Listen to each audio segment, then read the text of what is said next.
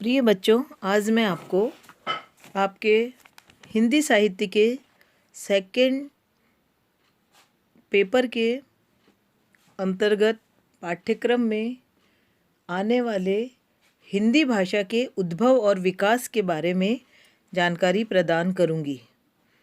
देखिए बच्चों, हिंदी भाषा का विकास। जैसा कि हम विभिन्न भाषाओं और बोलियों का अध्ययन कर चुके हैं, उनके बाद हम एक बात समझ चुके हैं, वो है खड़ी बोली हिंदी का उद्भव शौर सैनी अपभ्रंश से हुआ है। किंतु यदि हिंदी को पश्चिमी हिंदी और पूर्वी हिंदी की 8 बोलियों का प्रतिनिधित्व माने तो उसका उद्भव शौर सैनी तथा अर्धमागधी अपभ्रंश से हुआ है। और विस्तार में जाकर यदि उसे हम 17 बोलियों का प्रतिनिधि माने तो हिंदी का उद्भव शौर सैनी, अर्धमागधी और मागधी अपभ्रंश से हुआ है। यूँ तो हिंदी भाषा के कुछ व्याकरणिक रूप पाली में भी मिलते हैं। प्राकृत काल में उनकी संख्या और भी बढ़ गई तथा अपभ्रंश काल में ये रूप प्रायः 40% से भी ऊपर हो गए। किंतु हिंदी भाषा का वास्तविक आरंभ 1000 ईस्वी से माना जाता है। इस तरह हिंदी के विकास का इतिहास आज तक का लगभग पौने 1000 वर्षों में फैला है। भाषा के विकास की दृष्टि से इस पूरे समय को हम 3 कालों में बांट सकते हैं: आदिकाल, मध्यकाल और आधुनिक काल। आइए देखते हैं आदिकाल में हिंदी भाषा का विकास। हिंदी भाषा अपने आदिकाल में सभी बातों में अपभ्रंश के बहुत अधिक निकट थी, क्योंकि उसी से हिंदी का उद्भव हुआ था। और जिससे हमारा जन्म होता है या उद्भव होता है, उसके कई गुण स्वतः ही हमारे में आ जाते हैं, या यूँ कहें हम उसका अनुकरण करते हैं। आदिकालीन हिंदी में मुख्यतः उन्हीं ध्वनियों अर्थात स्वरों व्यंजनों का प्रयोग मिलता है जो अपभ्रंश में प्रयुक्त होती थी। मुख्य अंतर ये है: पहला, अपभ्रंश में केवल 8 स्वर थे। ये 8 स्वर ही मूल स्वर थे। आदिकालीन हिंदी में 2 नए स्वर ए और ओ विकसित हो गए, जो संयुक्त स्वर थे। अगला अंतर देखिए, च, छ, ज, झ संस्कृत, पाली, प्राकृत और अपभ्रंश में ये स्पर्श व्यंजन थे, किंतु आदिकालीन हिंदी में आकर ये स्पर्श संघर्षी हो गए। अर्थात बच्चों, जो हिंदी अपभ्रंश से जन्मी है उसमें अपभ्रंश के काफ़ी हद तक गुण थे, किंतु कई नई बातें जो उसमें स्वयं की उपजी है, वही बात हम आपको बता रहे हैं और वही हिंदी का विकास कहलाएगी। पहली बात तो हमने देखी कि अपभ्रंश से खड़ी बोली हिंदी में स्वरों का विकास होना। दूसरा हम देख रहे हैं कि जो व्यंजन अपभ्रंश में स्पर्श व्यंजन थे, वह हिंदी में आकर स्पर्श संघर्षी हो गए। तीसरा देखिए, न, र, ल, स संस्कृत, पाली, प्राकृत और अपभ्रंश में दंत ध्वनियाँ थे। आदिकाल में ये वर्ष हो गई, अर्थात स्थान परिवर्तन हो गया। इनके उच्चारण में हम स्थान परिवर्तन करके उच्चरित करने लग गए। चौथा अंतर देखिए, अपभ्रंश में ड और ढ व्यंजन नहीं थे। आदिकाल हिंदी में इसका विकास हुआ। अर्थात हम यूँ कह सकते हैं कि हिंदी अपभ्रंश के व्याकरण को लेकर चली है, लेकिन उसने अपना निजी विकास भी आदिकाल में आरंभ कर दिया था, जिसके उदाहरण हम स्वयं देख रहे हैं।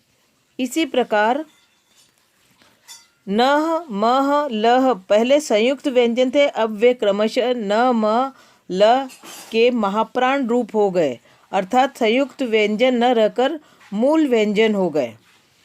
अब छठा अंतर देखिए, संस्कृत, पारसी आदि से कुछ शब्दों के आ जाने के कारण कुछ नए संयुक्त व्यंजन हिंदी में आ गए जो अपभ्रंश में नहीं थे।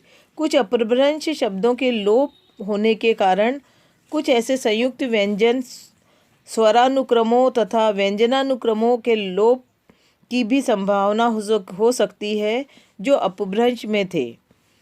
इसी प्रकार आदिकालीन हिंदी का व्याकरण 1000 से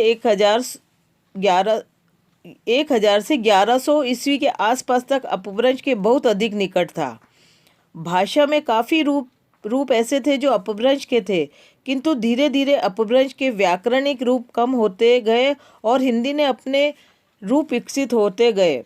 धीरे धीरे 1500 ईस्वी तक आते आते हिंदी अपने पैरों पर खड़ी हो गई और अपभ्रंश के रूप प्रायः प्रयोग से निकल गए। आदिकालीन हिंदी का व्याकरण समवेतः अपभ्रंश व्याकरण से इन बातों में भिन्न है। अपभ्रंश पहला देखिए, अपभ्रंश काफ़ी हद तक संयोगात्मक भाषा थी।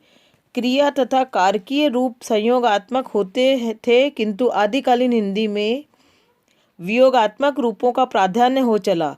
सहायक क्रियाओं तथा कारक चिन्हों का प्रयोग काफ़ी होने लगा और धीरे धीरे संयोगात्मक रूप कम होते गए और उनका स्थान वियोगात्मक रूप लेते गए। दूसरा देखिए, नपुंसकलिंग एक सीमा तक अपभ्रंश में था, यद्यपि हिंदी पाली प्राकृत की तुलना में उसकी स्थिति अस्पष्ट सी होती जा रही थी। आदिकालीन हिंदी प्रयोगों में नपुंसकलिंग का प्रयोग प्रायः पूर्णतः समाप्त हो गया। गोरखनाथ की रचनाओं में कुछ प्रयोगों को कुछ लोगों ने नपुंसकलिंग का माना है, किंतु यह मान्यता पूर्णतः असंदिग्ध नहीं कही जा सकती। हिंदी वाक्य रचना में शब्द क्रम धीरे धीरे निश्चित होने लगा था। आदिकालीन हिंदी का शब्द भंडार अपने प्रारंभिक चरण में अपभ्रंश का ही था, किंतु धीरे धीरे कुछ परिवर्तन आते गए, जिसमें उल्लेखनीय 2-3 है। पहला, भक्ति आंदोलन का प्रारंभ हो गया था, अतः अपभ्रंश की तुलना में तत्सम शब्दावली कुछ बढ़ने लगी थी। दूसरा, मुसलमानों के आने से कुछ शब्द पाश्तो, फारसी और तुर्की भाषाओं से हिंदी में आए। तीसरा, भक्ति आंदोलन तथा मुसलमानी शासन का प्रभाव समाज पर पड़ा, जिसके परिणाम स्वरूप इस बात की भी संभावना हो सकती है कि कुछ ऐसे पुराने शब्द जो अपभ्रंश में प्रचलित थे, इस काल में अनावश्यक या अल्प रूप में होने के कारण या तो हिंदी शब्द भंडार से निकल गए या फिर उनका प्रयोग बहुत कम हो गया। इस काल के साहित्य में प्रमुख डिंगल, मैथिली, दक्षिणी, अवधी, ब्रज तथा मिश्रित रूपों का प्रयोग मिलता है। इस युग के प्रमुख हिंदी साहित्यकार गोरखनाथ, विद्यापति, नरपति नाहल, चंद्रबरदाई, कबीर आदि है। तो इस प्रकार बच्चों हमने हिंदी के विकास का आज आदिकाल देखा। आदिकाल के समय हिंदी बहुत कुछ अपभ्रंश से प्रभावित थी, लेकिन फिर भी उसने कुछ नए स्वरों को अपने में समाहित किया। फिर